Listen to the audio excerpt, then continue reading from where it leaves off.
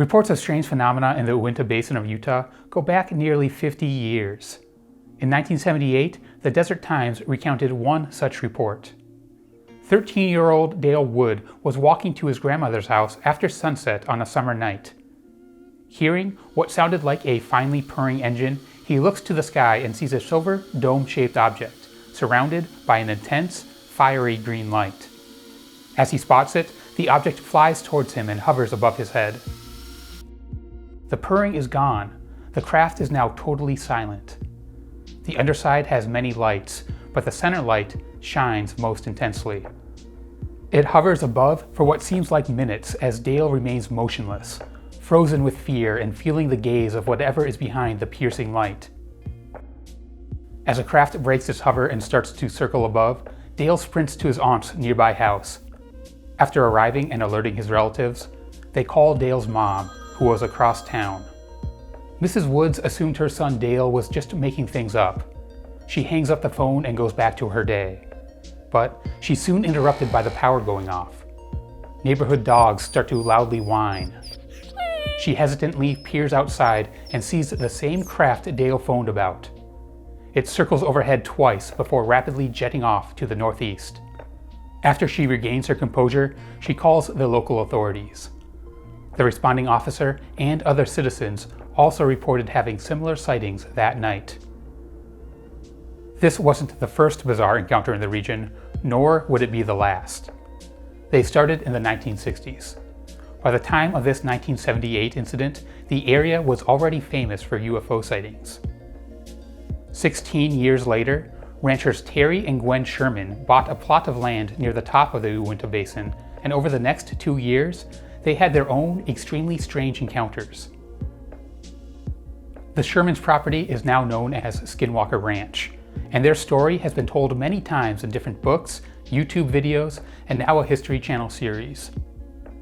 With all the publicity, it can be hard to sort out fact from fiction, but it does seem clear there is something strange going on in the area. The ranch has been subjugated to real, scientific study by the same people who are involved in the current military UAP program. Although these studies have not turned up hard evidence, those involved still claim there is a truth here that remains elusive. If the Uintah Basin and Skinwalker Ranch really are hotspots for unexplained activity, what could explain it? I did some digging, and I might have the answer. If you look up uranium deposits in the USA, you'll get this map from a recent United States Geological Survey. Skinwalker Ranch sits on a deposit of uranium-bearing phosphates. Just 40 miles to the northeast of Skinwalker Ranch is the Simplot Phosphate Mine, one of 4 major phosphate mines in the country.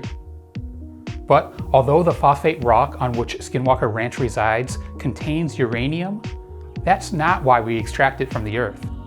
The phosphorus-rich rock is processed and used for industrial agricultural fertilizer. The uranium it contains collects in the waste product of this process, where it remains unused. And while phosphorus and fertilization may seem mundane next to uranium and nuclear power, there's good reason to believe that phosphorus would be the most interesting element to an observing intelligence.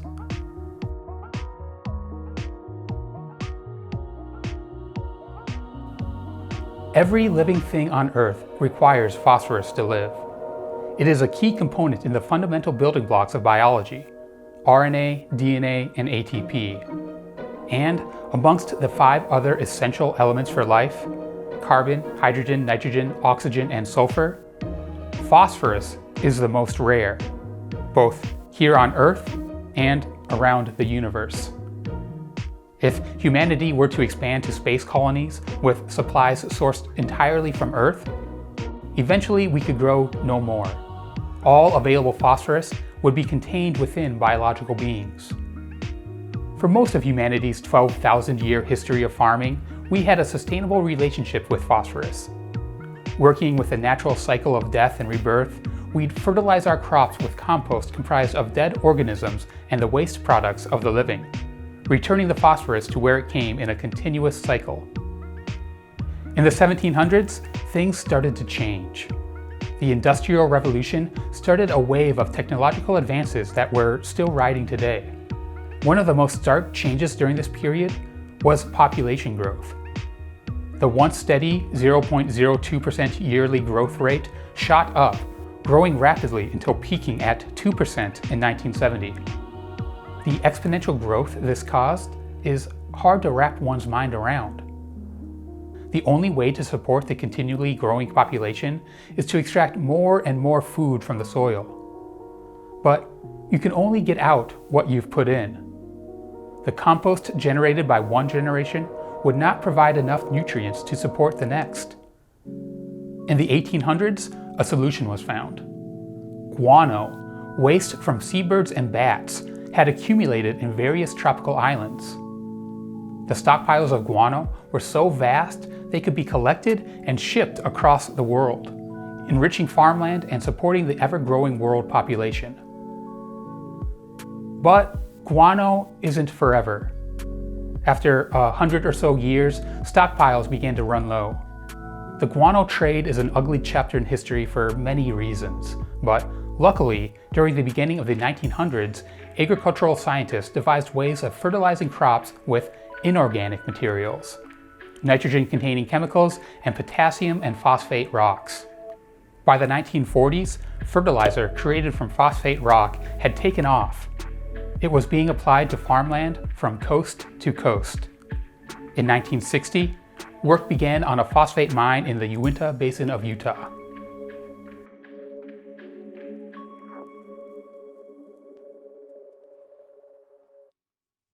The basis of modern cosmology is a cosmological principle. It tells us that when viewed on a sufficiently large scale, the properties of the universe are the same in all directions.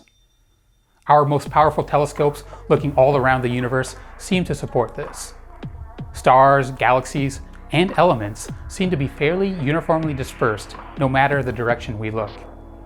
Astronomers assumed this would be the case for the 0.0007% of matter known as elemental phosphorus. But things took a surprising and perhaps alarming turn in 2018. Two separate cosmic clouds of dust left over from stellar explosions, Cassiopeia A and the Crab Nebula, were studied for their phosphorus content. Cassiopeia A had the amount of phosphorus we'd expect, but there was an unexplainable dearth of phosphorus in the similar Crab Nebula. Scientists are still trying to formulate models of elemental synthesis which could explain the uneven distribution of the element. At the time, the media reported on the story.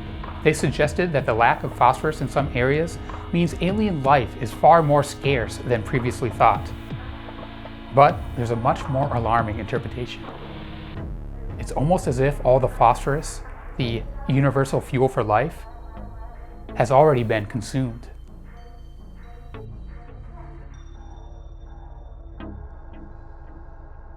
Luis Elizondo, former head of a US governmental group studying UAP, replied to a tweet, hinting that the Navy encounters with unexplained phenomena may be more than just coincidence.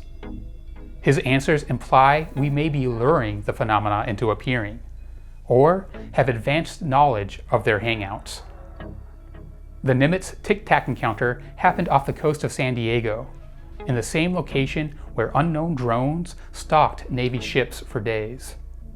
This area has large amounts of phosphate deposits lying at the bottom of the ocean floor and home to some of the only offshore phosphate mining platforms.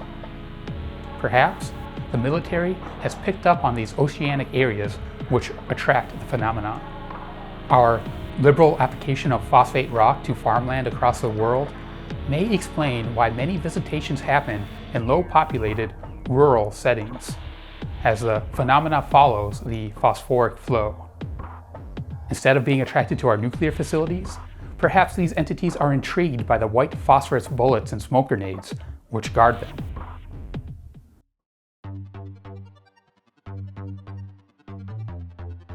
Like guano, phosphate rock is also not forever. Global demand continues to rise, and our remaining material reserves continue to shrink. Estimates for when our current phosphorus solution will become untenable are anywhere from 20 to 200 more years. Regardless of which range is correct, it's clear that we will all need to drastically change our relationship with the Earth at some point. We will need to go back to living in tune with nature, collecting and using our waste, and creating a sustainable ecosystem. If we don't get to that point before our phosphate mines run out, our species may be in for a rude and painful awakening. Perhaps it's this looming crisis that many report being warned about. The impetus for the environmental message imparted to the school children in Rua, Zimbabwe. Hopefully, these stories of alien observers nudging us in the right direction are true. It's much less frightening than the alternative conclusion, that they are monitoring our phosphorus because they intend to steal it. I don't think that's the case, though.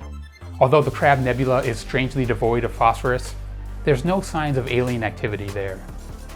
And although rare in the universe, we seem to be in a phosphorus-rich region of space. There is plenty on Mars, as well as several other nearby stars rich in the element. If we suddenly see the phosphorus disappear from any of these places, we should start worrying immediately. Until then, if you see something unexplained in the sky, check to see if, like in the Dale Woods encounter, the object is coming or going towards a major phosphate mine or waste stack. Are you on recently fertilized farmland or standing on a vast phosphate rock deposit? I was surprised to find so many connections between unexplained phenomena and phosphorus, particularly at Skinwalker Ranch. But we need more evidence. I also encourage criticism of this idea. If you think I'm barking up the wrong tree, please let me know why in the comments below. If you have any experience or evidence that backs up this hypothesis, I'd of course love to hear that as well. And if you found this interesting, please like and share this video. If this hypothesis is true, we should get more evidence supporting it as people consider the phosphorus connection. Until then, I'll keep on investigating this and other and underknown stories. So be sure to subscribe. And as always, thanks for watching Rather Be Squidding.